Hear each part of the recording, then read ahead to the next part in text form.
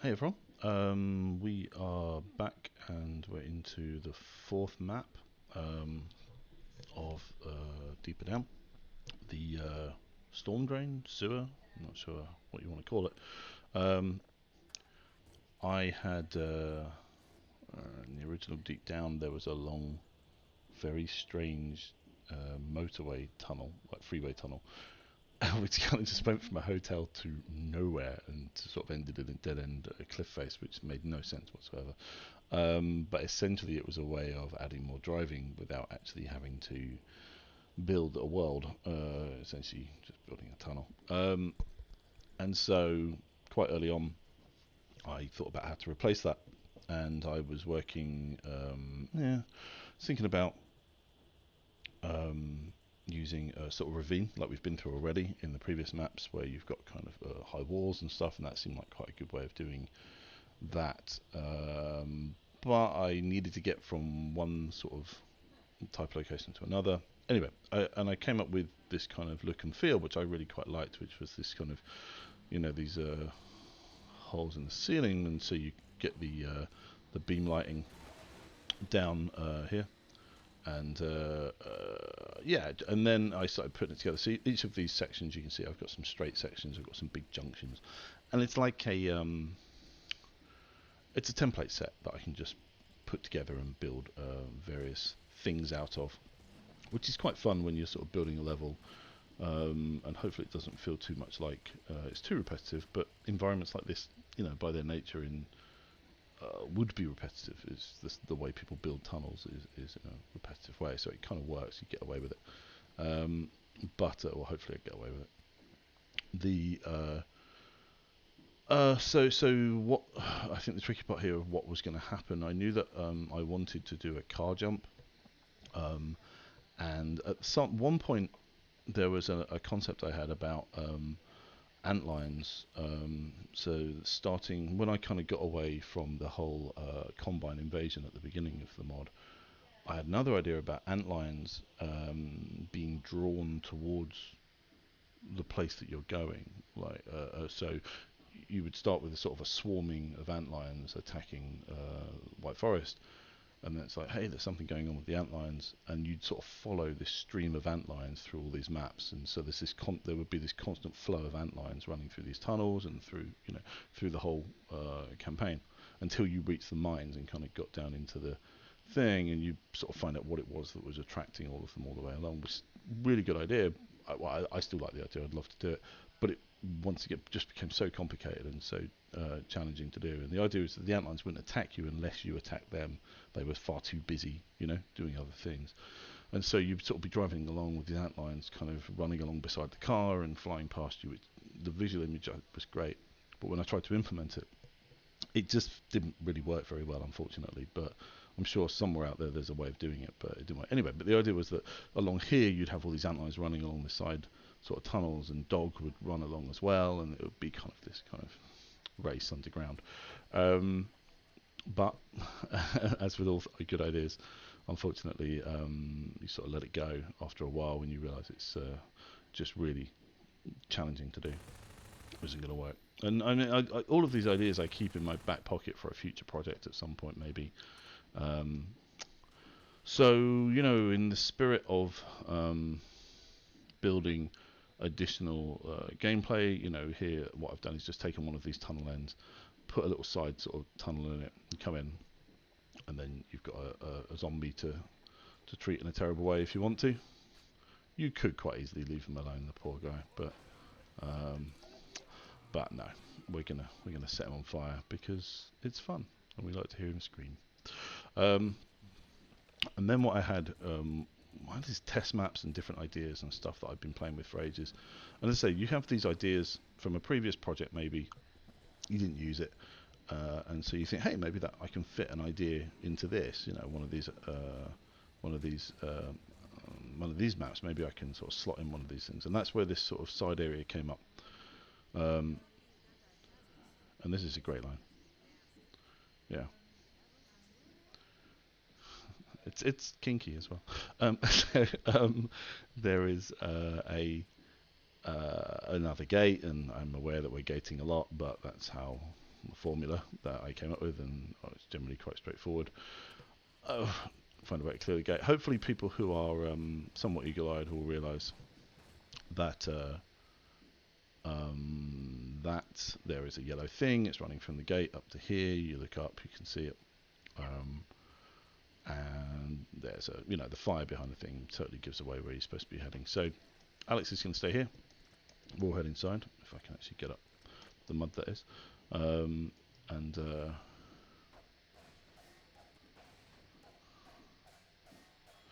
So what I had was a counterweight puzzle, which I had in my back pocket. It was in a test map.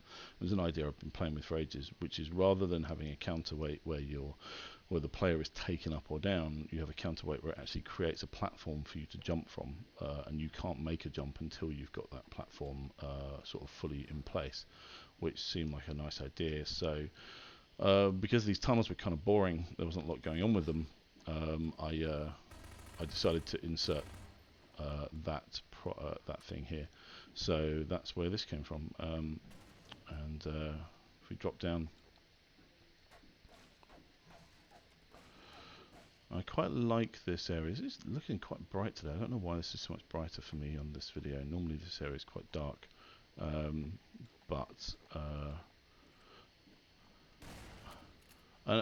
really like the sort of the idea of embedding explosives into the floor and the walls, including these sort of fixed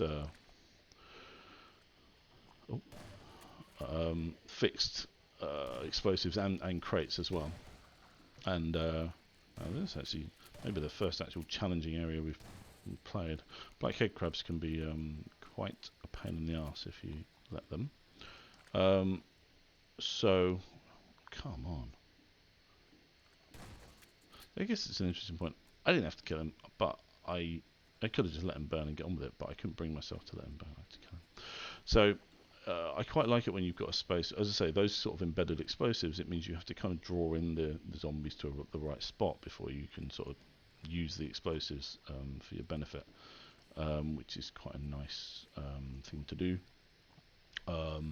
Also, when you come down, you can't see them, and then they creep around the edges, which I quite like as well. So you sort of realise you've gotten yourself into some trouble, and that you're once again going to have to think quite smartly about which way you're going to go and what choices you're going to make.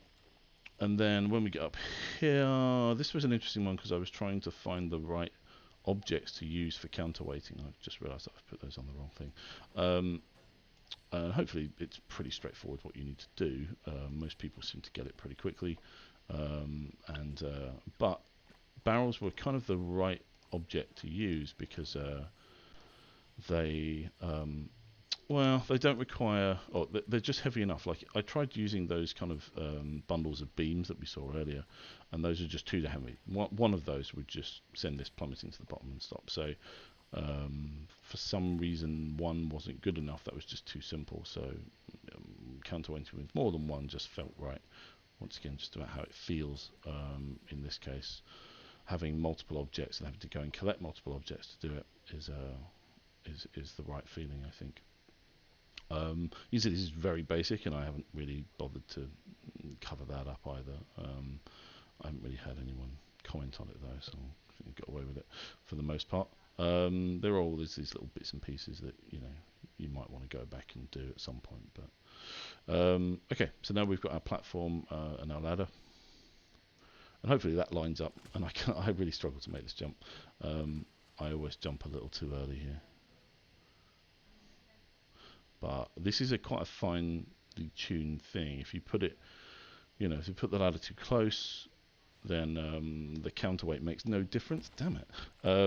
If you put it too far away, then it becomes impossible. So maybe it could do moving forward just a little bit. But there you go. So you've got to kind of really jump for it. But yeah, otherwise you can jump from the concrete behind it, if you see what I mean, and hit the ladder. So the platform that you put in place has to make a difference, has to make it, and unfortunately that's quite a fine margin at that point.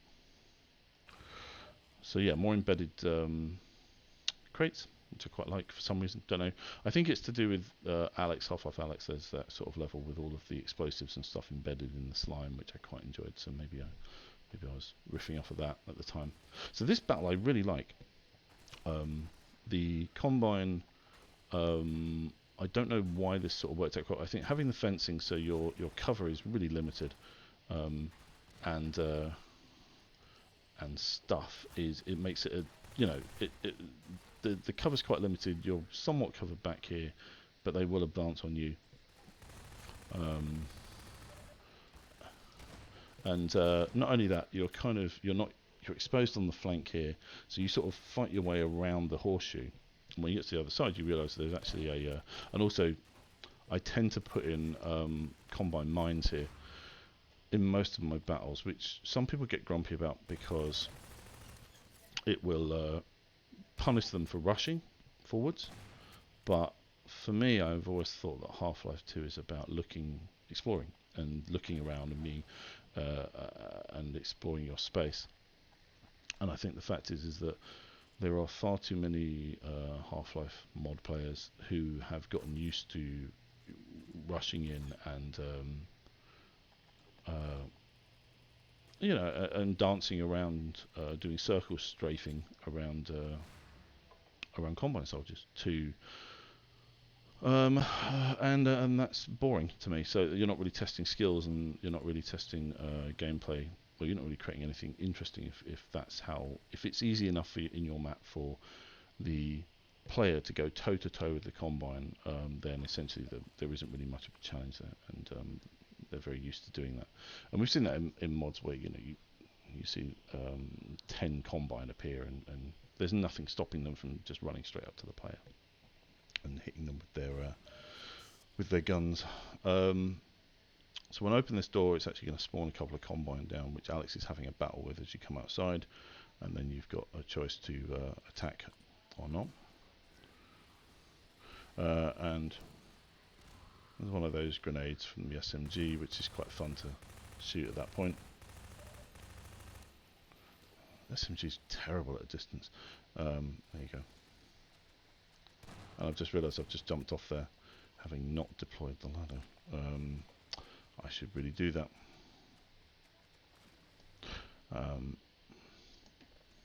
That's actually a cheat. That only unlocks at the time when you come out of that door, by the way. You can't do it earlier, so but it is possible to get back up there at this point. Okay.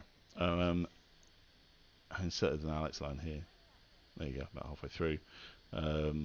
Just, it's always a bit of encouragement. It's quite nice. Let you know you're on the right direction, on the right path. Okay, so we are back in the car, and at this point Dog's going to show up again. And obviously what we've done previously, I said I had to make him go away for the battle. I was going to have him turn up and run alongside here. The problem with Dog, as I said, is that he can't climb up and off things. Now these side concrete areas the player can jump up onto, but it was just really I couldn't figure out how to make Dog appear and disappear, or when I needed him to. So we don't see him until this point up here, when he actually appears in a section which is kind of fenced off. The player can't come up there, and I'm aware of the fact that having two gates directly so close to each other was kind of a pain, but it was really just for a character moment with Dog. I think it was important. So once again, trying to make Dog useful, trying to make him relevant to the story, and this is where we leave him. But it's a fun moment, hopefully, and it sort of allows for some fun. One thing I was going to do, I was going to have Dog at this point in this. I was going to have a battle with some Combine soldiers, and Dog, would be down here somewhere, sort of in a lower level, tossing up explode like gas cans to you, and then you catch them with the gravity gun and you throw them at the bad guys. That was fine. To be honest, though, there was no reason why the player couldn't just shoot the bad guys, to be honest, so it didn't really make it possible. Golden gnome here. Actually, I forgot to get the other golden. Oh no, I showed you where it was. It was under the thing. I think you have to get quite close to this guy. Wow. There we go. It's got ominous if you hold him near a flare. Hence my obsession with flares. And as you can see, flares lighting the way, letting you know where to go. Okay, so we'll jump back in. Head on back. There's a trigger at this point once that's open to trigger Alex's sort of voice lines here. Yeah, I screwed that up.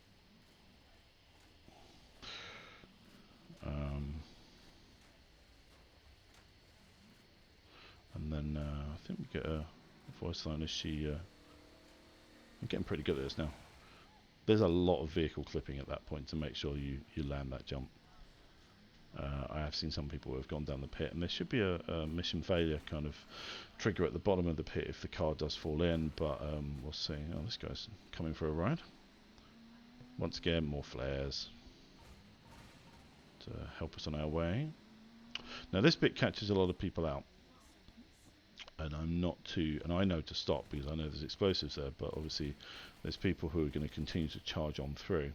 There's also radioactive water here as well, so this can be quite tricky. Ow! But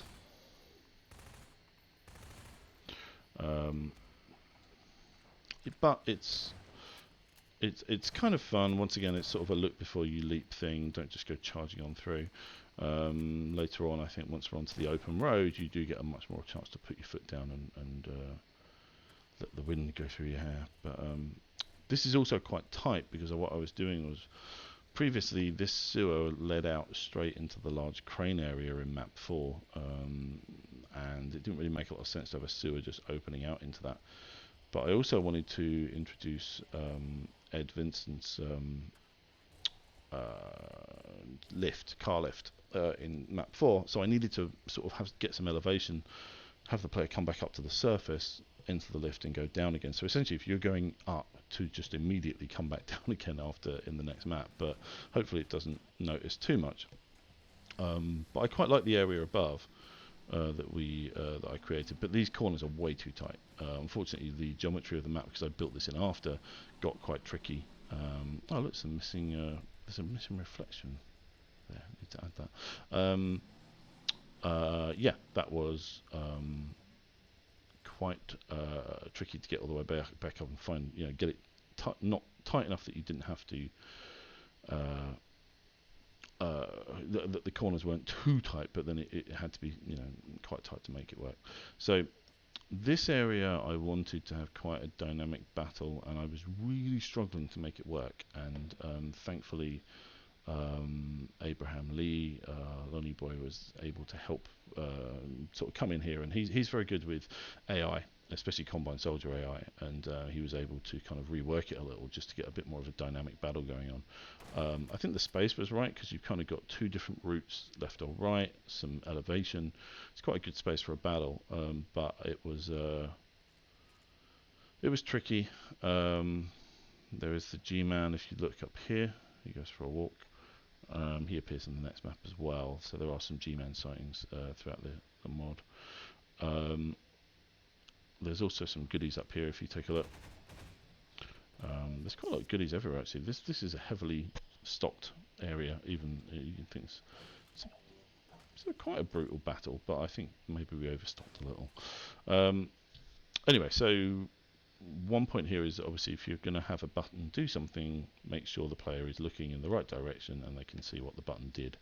And you can see this comes up, the convoy come out, and hopefully the player makes the connection of what they're able to do. So what's happening here is they are dispersing as per sort of assault entities, which are sending them to key locations. They're fighting their way forward. Whoa. Shotgun. Let's see. So it depends. This can go sort of several different ways. So it's quite nice. It's quite nicely done. So well done, Abe. On. Ow. Yeah. See, can go horribly wrong at times as well. We're not done either. There's a grenade crate up there as well. Wow, what was that? I'm playing these Steam build, which has clearly got some missing files. I just saw a missing sprite there or something, so I'll come back and check that out. So this is the actual Steam build of the game. So this bit's kind of weird. There's no barrier, but I've clipped it here, so I should probably put a wall in there as well, just because it's just really odd. But there's some other goodies over here as well, and it really just depends on where you end up fighting. And look at me, I'm down on 62 health now, so it certainly isn't a cakewalk at this point. There's one over there as well. So this is also, I quite like this area just to look and feel. I've actually put some dust, a dust sort of volume in the middle here, which I lifted from one of the official maps. One thing that some players didn't quite get was the fact that you need to set the car in here to make this work. The entrance is the size of a car, it looks like a garage. So hopefully most of the players get that. I think most of the time, I think that, there's a trigger in here which specifically is only targeted if you're in the car when you get in here. So it's about that. Yeah, I think that's about it. I mean, what you can see here is the top of the elevator, which heads down into map 4, which kind of, this is the end of the first part, maybe the middle part of the mod. No, the first act, if you like. When you head into the next piece, we've got 5 maps, which are all set on the lake. So that's kind of the middle section of the game, and then you're down into the mines and the combine spaces after that. Trying to think of any other sort of design limitations, things like that, or design build comments I have here. Obviously these buildings don't make any sense. They don't really have any purpose. I mean, I think one of the difficulties is trying to justify geometry and things like that as some kind of real world space. I think you have to just kind of get past it after a while, and the world is made up of useless shacks that appear to have no particular purpose at the end of the day. Okay, I think I'll wrap it up there. Hopefully that was interesting. And when we come back, I am hoping to have Ed Vinson with us, because we're going to be looking at, as we descend in the lift, we're going to have his fantastic ship models there, as well as we're going to be actually in the elevator that he built. And so hopefully he's got some interesting things to tell us about that. Thank you, everyone.